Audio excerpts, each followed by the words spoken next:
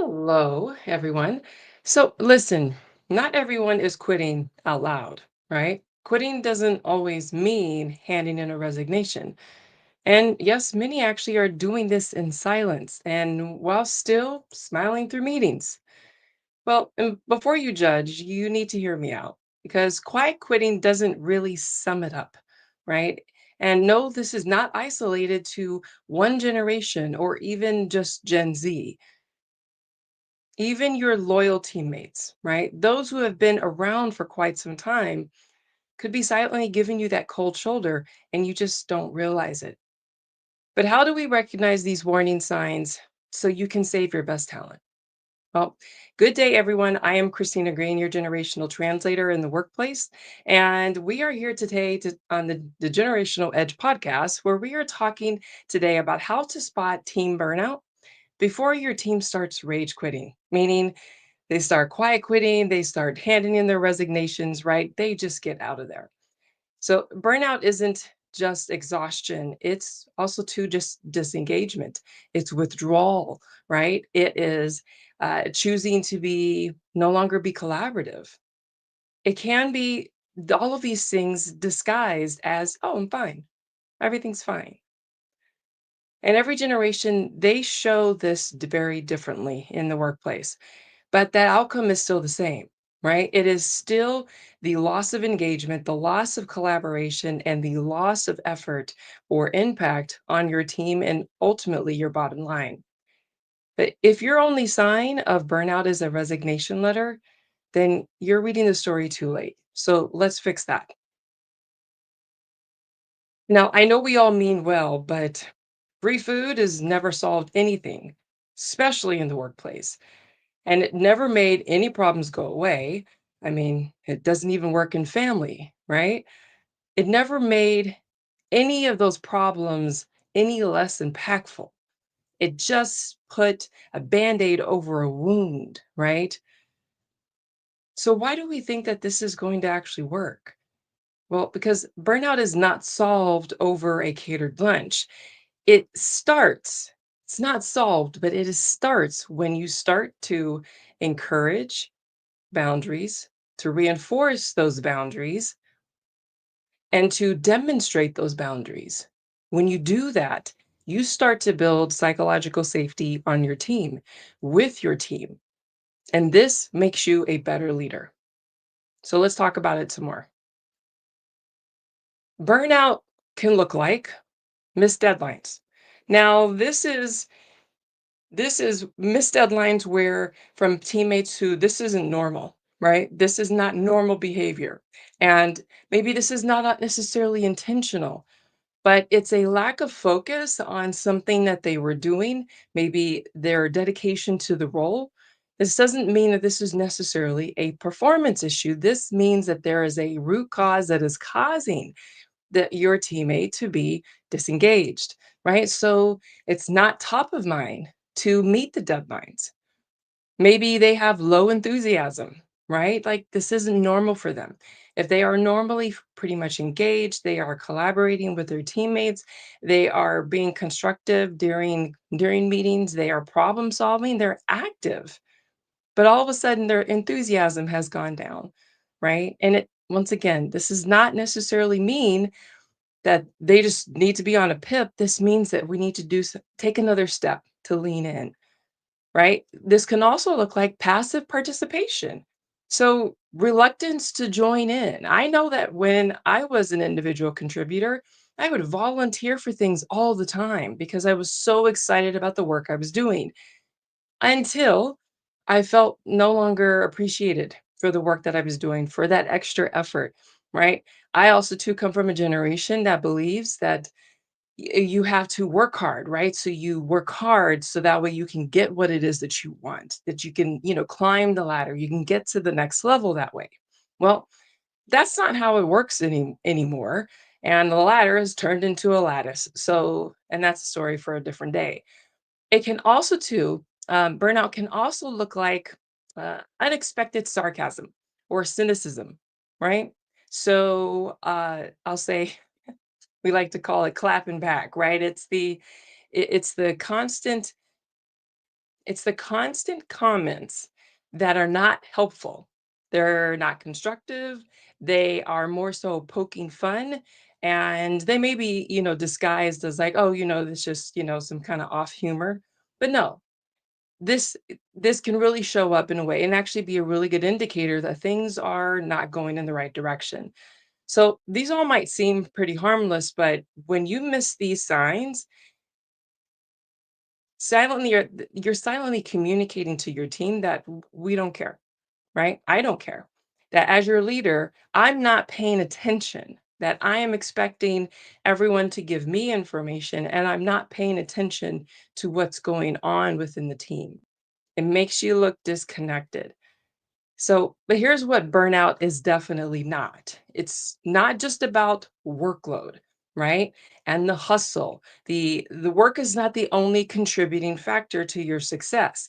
Remember, these are humans that are executing this work, and they deserve to have the time and space to be able to be successful. They cannot do that if they are burnt out, right? And we cannot fix this burnout with, wellness resources. That's not what anybody's looking for, right? That was a major trend probably 20 years ago, but that doesn't work. That's kind of I'll say it's a minimum requirement, but actually most people don't even use wellness programs unless it is supportive in the culture, right? Unless your leaders are part of how this is actually infusing into the culture, right? They are wasted resources and they don't create that space. They don't build that safety, and they certainly don't build that trust. And none of us wear this burnout the same. So let's talk about that some more. The hidden causes, if you will, of burnout and why many of us as leaders, why we miss it. Because we weren't taught to recognize this. We weren't taught to lean in to understand our team a bit better, to make sure that they could be successful, to lean in and help them, to give them the tools, to give them the support in order to help them with feeling good about executing their role, right? So the hidden causes can be one could be the lack of recognition. When work is not executed without the effort of those you've entrusted with the task. Remember, these are humans who are doing the work. This is not a robot that you can just feed some, instructions or delegate to and tell them to do it without any sense of support, right? They've got to feel recognized. They've got to feel seen in the work that they're doing and how it is that they are contributing to the overall goal or strategy, right? Help them understand how they fit into the puzzle. Another hidden cost is poor communication. So, the lack of information and unclear expectations is a recipe for more than just burnout. It breeds resentment and leads many to just flat out quit, right? Because when you don't have an alignment between what it is, what success looks like, what the expectations are for them in their role, when there's not clear communication about this information, then everyone's flying blind, right? They think that they're doing what they think you want, what they think you need. And when they show up with something that is other than what you expected, the onus is on you as their leader to ensure that you provided the right level of expectation and communicated what success looks like for them. If you did not do that, you have failed them, right? And that's when you have to take a second look about how it is that you can approach that a little differently. This is not about where they failed. This is how you failed them as a leader. And I know I'm being very direct and it feels like I'm picking on leaders, but listen, burnout happens because as leaders, and I've been there, right? Because as leaders, we ignore these signs. We ignore our accountability in in the entire process or the experience. And another hidden cost could be the broken trust. So without trust, we are signing ourselves up and our teams up for certain failure, right? We cannot be successful if we do not have trust. If we ignore their feedback, the worst thing we could ever do is to ask for feedback, receive that feedback, and then do nothing with it. You are better off never asking for any feedback than you are if you request it and then do nothing in response. That That is what rejection feels like in the workplace, right? Now, I know these can also seem very simple, but too often we take advantage of the good nature of others that we work with, or we abuse the boundaries that they have, that they've worn down over years. And the only way we can start to make this right is we've got to start to demonstrate and model what it looks like to to establish and reinforce boundaries. Many leaders, they mistake the presence for presence and, accounted for as engagement. That's not engagement.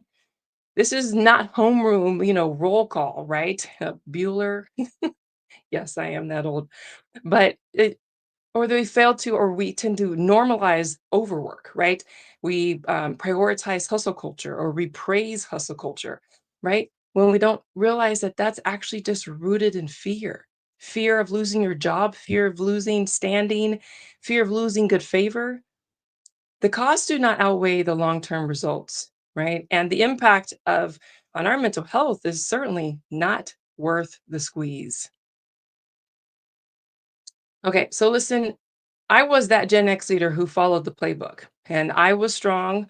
I was the strong leader who always protected my team. I would power through no matter what the costs were, even to my sanity, even to my physical health. I carried the pressure so no one else had to feel it, right? When they say when it rolls downhill, it hits the leader first, right? And then it keeps going. No, many times I let that hit me and stay there. And I thought that was leadership, right? To hold it all in, to absorb it all, to keep things running at all costs. I burned out quietly. I became incredibly resentful of the work that I was doing and the burdens that I was carrying. Now, while I was suffering in silence, my team was checking out. They were shutting down because I was not giving them what they needed. And then they stopped caring. They stopped caring before they ever said a word to me.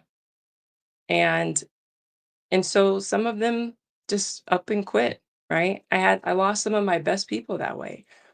And the signs were there, but I didn't know how to read them. I didn't know I didn't know what it meant to have someone all of a sudden withdraw from conversations, to no longer be excited about the work that we were doing. And the problem wasn't my team, it was the patterns, these outdated patterns or beliefs about loyalty that I was following, right? This unspoken pressure to work at 200%, right? To maximizing all of our time, or a culture that mistook exhaustion for engagement, right? So just because, thinking that, someone who runs a marathon, they are exhausted at the end of that, but they have been training for it as well, right? When we just run a marathon off cuff, just one day decide to do it, we're literally going to die at the end. I know I would, right? Burnout doesn't shout. It doesn't throw a tantrum in the corner and ask to be seen and heard. It whispers, is silent. It is your team suffering in silence. And most of us aren't listening until it's too late. Now, I have the privilege today of working with organizations to intentionally build generationally intelligent teams where we start to identify and to equip these leaders with understanding how to identify what that burnout might look like specifically for their team based on their generational makeup, right? Where these check ins are meaningful and boundaries are actually established and respected. And performance doesn't cost people their peace, right? You should not have to lose yourself in order to make a living, right? To pursue a career, to have a job. When we stop ignoring these signs, then people stay. Believe it or not, people don't actually want to leave. Nobody wants the experience of moving from job to job, going through interview processes and onboarding processes, learning new teams, developing new ways of doing things and acclimating to a new culture. The majority of people do not actually want all of that, right? They just want to do work that's going to meet their goals. And some of their goals are to climb the ladder and pursue elevation in their career. Some are just to have a job to pay their bills because That's not where they work is not where their source of joy. And that's okay too, right? Energy starts to return to the team, right? It starts to return to the environment, and culture starts to become sustainable and no longer an episode of Survivor. Okay. Now, let's start to peel this onion and figure out what this looks like for each generation, because burnout looks and feels very differently across the generations. And some might push through, as a self-sacrifice while putting on a face of I'm fine, right? I've been guilty of that. I have said I am fine a zillion times, and probably at least 75% of those I was not, right? We don't burden people with the truth, with the honesty, and others they may withdraw from engaging altogether, right? With their teammates, with you, with their leaders, right? And neither are loud, but both are highly impactful on the health of your team, the health of the relationships within your team. So let's lean in together and see what this looks like for each generation. All right. So, what it sounds like, right, or what the signs are for boomers. Maybe you start to see that they are resentful, right? Maybe you are shifting work to other teammates without providing any type of explanation, right? Maybe there is a less of uh, an emphasis on mentoring, right? You're no longer looking to them to mentor or support, closing the gap, bridging the gap between those who've been on the team for quite some time or with the company for a while, and then those who are maybe newer, right? Still learning new processes, right? These misinterpretations are that maybe, oh, they're just slowing down, right? Right? That's just another nice way of saying, oh, they're just old. No, listen, if you have boomers in your workforce and they're working because they want to, right? In many cases, that is the case. If if they are in your environment, it is because they are enjoying something about what they're doing. It's an opportunity to lean in there. Now, here's how you can lean in with support. um, you've seen a lot, right? You've been here for quite some time. And what's shifted lately that is maybe making work harder, or maybe frustrating, right? Ask the open-ended question that helps them to be able to share, right? To share their feelings about what's going on. Because if you don't ask, you will never know, right? Now, next, with Gen X, what are the signs? Withdrawal, right? I'm technically a Zennial, but I relate to Gen X, and just kind of like that's fine. If my opinion is not going to be heard, if it's not going to be respected, then I'm no longer going to provide it, right? I choose silence, right? Or they may take a sharp tone, and their responses be very short with how it is that they do speak to others. And all of this is just a sign of feeling overlooked, of feeling disrespected of some sort, right? And it's because leaders are misinterpreting this as well, they're just being difficult, right? No, that's not necessarily what that is. Although I will say that Gen X, we tend to be pretty sassy, right? And feisty. But I would tell you that's typically because we've been pushed there. So that's just my 2 cents. But as leaders, how can we lean in with support? What's some language? Well, you've always been really reliable. What's draining you right now that we might need to rethink, right? So, where are they possibly spending a lot of their time that is not the best use of their time or the best use of their skill set, right? This opens the conversation for them to realize. And oftentimes, many they'll just want to hold on to it because there's comfort, right? There's comfort in knowing what you're doing and continuing to do something you've always done. But this is an opportunity to help figure out what can either be, improved, removed, or perhaps even just delegated or reassigned, right? Just because someone's done something for so long does not mean that there's not opportunity for someone else to also to step in there to be able to support something, right? A good friend of mine, I hear her say this often. She says, And I apply this to leaders, although we are freelancers and entrepreneurs. How she applies this to her team is I work with people who play at what I work at, right? So the things that are work for me, that are grueling, something I don't necessarily enjoy, that's the work I want to give to someone else to do. You can apply the same thing to your team. Figure out what lights them up, right? I mean, no one enjoys putting together spreadsheets except for me. But there's always someone who would like to lean into that creativity on your team, right? So all of this food for thought to consider. Next, let's move on to the zennials. So what are the signs? Cynicism, right? Sarcasm, the lack of follow through. It's kind of missing the deadlines and oh, yeah, I was supposed to do that. It's not necessarily missing a deadline on a major deliverable, but it's, perhaps maybe agreeing to do something and not doing it, right? Yeah, I'll send you the email with that later today. And it's not happening, right? So just not following through on perhaps maybe something that they've committed to. Now, the misinterpretations that perhaps maybe they're just checked out. No, they're feeling overloaded. They're feeling burnt out. They're feeling like like the work that they're doing is absolutely meaningless, right? What's the point? Becomes kind of a resounding thought in their head. And I speak this from experience. Now, how do you lean in with support? Well, you bring a unique lens, right, to the work that we do here.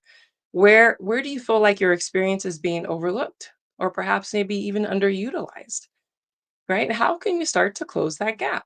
This is a way to figure out what it is that what are they enjoying, what are they not, right? What would they love to kind of lean into, right? So explore this with your team. Now, next for millennials, the signs are overperformance, right? They feel like they have to overfunction, they have to prove themselves. They are still fighting for a seat at the big, the big boy table, and they will do everything. So they are constantly trying to achieve every single goal you give them. You give them metrics, they're going to hit it. I mean, as we've seen with the generation, they are the most highly decorated education, or sorry, they have the most degrees of any generation so far, right? And women actually hold the majority of those within the millennials, but the millennials have the most higher education, from bachelor's degree, masters, doctorates, PhDs. They are holding them all because they want to be high achieving, right? And the science can also look like this passive disengagement, right? So it's kind of like passive aggressiveness, but they're just kind of like tuned out, right? They're focused on what it is that they think is going to help them, but they're disengaged if it's not helping them to hit their goals, right? If there's not a clear line of sight to how it is that that's going to support them getting to the next level, they're not going to do it. All right. Now, the misinterpretation is that they're just doing fine, right? Oh, they're just fine, right? They're kind of like that if you've ever had a cousin or been, part of your birth order, there's always a child that people don't worry about. So they don't check on them, right? They're like, "Oh, they've got it all covered. They've got things together." Right? It's like your studious student, or you will focus more on the child that is for some reason can never seem to get things together. They're always running late. Everything is always, procrastination. Same thing in the work environment, right? And so when you start to see those who kind of stand out, who seem to be fine and have it together, then they'll pretty much say this is not we don't have to worry about them, right? They are taking care of themselves. Now, how do you lean in to kind of provide support? Here's some language. You're getting it all done, but are you getting what you need, right? Because remember, what they value is growth and development, right? And what would support look like right now? Now, I know that this is language that is not necessarily what everyone is used to, right? What everyone is used to, perhaps maybe in the boomer and the Gen X generations, right? This is language that we're hearing being thrown around right now, but this is how you start to build the trust and that psychological safety on your team, that rapport. Rapport looks differently with teammates now. It's no longer happy hours, right? And pizza parties. Rapport is getting down to below surface level to understand your team, right? And I'm not talking about getting all up in their business. I'm talking about helping to understand what makes them tick, right? How can you help them to be most successful in the space that they're in? All right. Now, lastly, with Gen Z, the signs can be emotional distance, right? Where they just do not get involved. They will not let you in.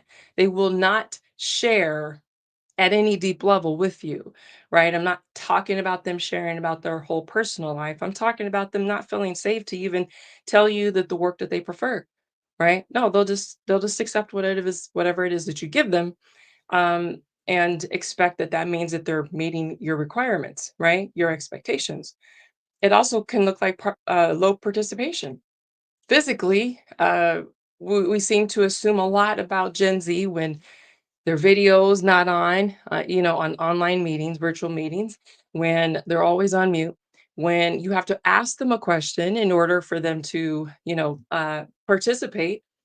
That could all just be a sign that they're actually disengaged from the process, right? That's not how they work best. So once again, learning and understanding your team before making these assumptions, right? So this misinterpretation, it can be that, oh, they're lazy or they're entitled. They think that everybody has to work on their schedule. They think that everyone has to come to them, or look at them, they're not even working. Because we tend to associate time served with having earned your dues, right? That's not right. That's not how that equation works out any longer, right? This is not about how long you run the race. It's about the fact that you run a race and you complete it, right? And we know that the distance to information is much shorter now than when it was when corporate was established, right? So let's just only go back to boomers. The time to information was a lot longer because we didn't have the technologies that we have today. Now, how do we lean in to support Gen Z? Well, here's some language. What feels performative versus authentic here, right? So, and what would make you feel seen and supported? Now, remember, one of the things that Gen Z uh, values most is authenticity. Now, that is from their ability to be authentic and show up as their full selves in that space, but also to have that reciprocated with the people that they're working with, and especially their leaders, right? So if you're not transparent, if you are not sharing um, really who you are, right? You're kind of dancing around things or being deceitful. All of this, for some reason, they're really good at reading through. I think it's because the majority of Gen Z are actually children of Gen X, right? And Gen X is really easy cutting through the crap. So, all right. Okay. So now let's keep going because now let's start to talk about what the fix is at burnout and fix it before it takes down our teams, right? Before we start taking that left turn and everybody just starts, spewing out of it like a clown car. So, a couple ways. One, behavior changes. Pay attention to these shifts, right? A shift in the tone, and their participation, maybe their emotional distance. Like what is abnormal for them? What is something that you're not seeing that you normally would, right? In them as a person. Now, if you are doing a good job to understand and to spend some time with building rapport with your team, then you'll understand what these tones, right? And what this participation, what these changes might look like. Also, too, well, with your check-ins, make them meaningful. Do not make this a conversation just to delegate to them and give them their task list. To be honest, most of these check-ins actually should be led by them. This should be their agenda, where it is that they're helping you to understand where they've been successful and where they need support, right? And what their focus is moving forward for you to provide them with guidance. That is what leaders do, right? Is that you come to those sessions and you can have, of course, topics to discuss with them, but that is the type of culture you want to support within your team. Asking open-ended questions and allowing them to take ownership. Don't solution for them. Don't solve the problem. Just ask them questions that help them to get to the solution themselves, right? Like for example, with Gen X, you could say what's draining your energy lately?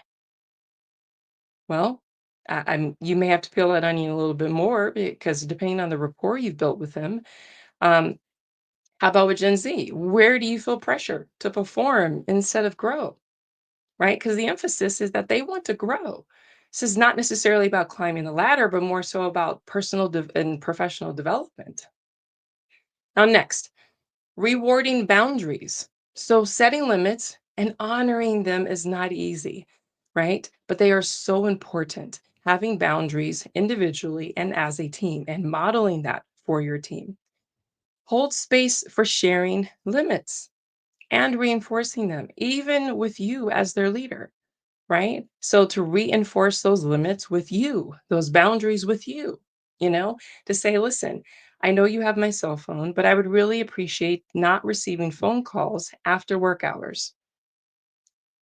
That is a boundary that they are allowed to establish, right? Unless this is something that came up during the hiring process, that is absolutely a requirement. But all right, now next, model your limits. So share your own struggles with prioritizing rest. As you heard me say earlier, I oftentimes would burn that candle at both ends. I would have such a hard time with not doing everything that I would sacrifice myself, and rest was part of that. Be open, be transparent with your team about, listen, I know we say that these are all the things that we should do, but I know that they're not easy because I am even struggling with them, right? It's hard for me to have anything that holds my attention or to have a boundary that I truly feel that I can feel supportive, with enforcing, and be human. When you're excuse me, in the time that we're in, where everything seems to be manufactured or manicured to, for the visibility, be human. Choose to be human and to be real, especially with your team. Now, follow up on feedback. Right, ignored input is a top contributor to burnout. So when we do nothing, right, then all they hear is, "Well, I told them, but they did nothing about it." So now I want you to consider this. What burnout traits are you unintentionally modeling for your team, right? You heard me mention a couple, but I want you to just take a time and just think about that. Even if you're not a leader, even if you're an individual contributor, I want you to think about what are some of those traits that you have unintentionally kind of cast aside, right? That you are unintentionally just modeling something, a behavior that you actually wish would change.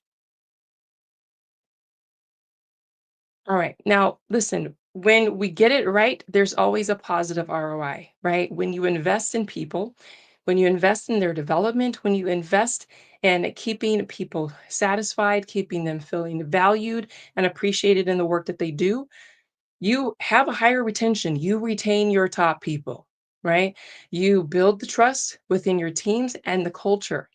You have improved performance. People are wanting to do the work that they are aligned with, that they are assigned, and less burnout. So when you start to have these boundaries, when you feel the trust to reinforce them, when you're feeling safe within your team, with your leader, right? That's how you start to build that trust and start to build a cohesive team. Because it's time to lean in, right? Because in order for us to experience meaningful growth within our team, we have to lean in and understand our teams better. Your team doesn't need a hero. They need a leader who can be proactive in preventing burnout by modeling a culture rooted in prioritizing people, not only results. All right. Now, what's one subtle sign of burnout that you've overlooked in yourself or perhaps maybe in someone else, right? So consider what of the things that we've talked about today, what is maybe one thing, one sign that you have unintentionally that you've overlooked, right? Of burnout. And start with yourself because many of us have reached that point of burnout and perhaps we're in it now. Perhaps we were in it before and we've done something about it. Or perhaps it's something that is new that we kind of experience or we see others on our team maybe resembling some of this. Now, burnout burnout does not show up with neon signs, like I said, doesn't have a tambourine, a tambourine, right? Making all of the noise. It starts small. It's these little pieces that are all contributing to a bigger problem. And the fix isn't fancy wellness programs, right? Sure, you can have them, but do not rely on them to fix your burnout problem because they will not. They will not. It's the daily pattern as leaders, right? That is establishing the trust, that is reinforcing the importance of rest, and it is recognizing your team.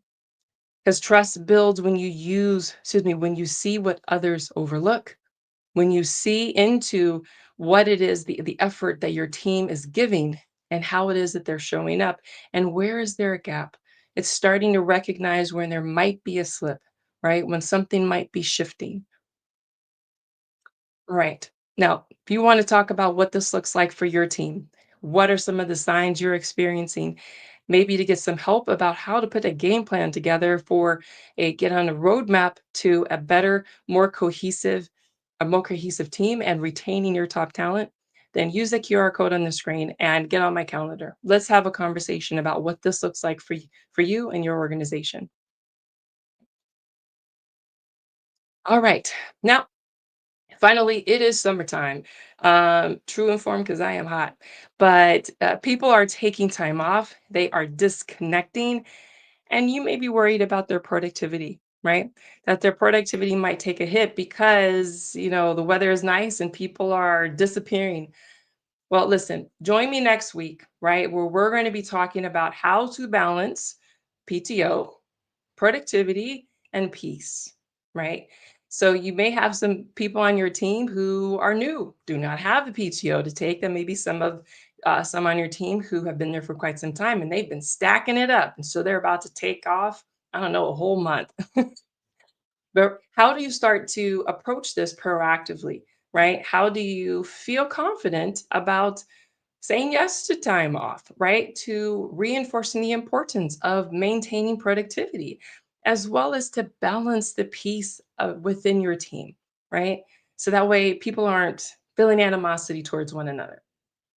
Then join me next week, next Wednesday. We're actually going to be talking about this in greater detail. All right, now here's another question. What is your biggest concern with managing your team during the summer months? Now, whether you're watching this live or you're watching a recording, I would love to hear your comments. I would love to hear your response in the comments.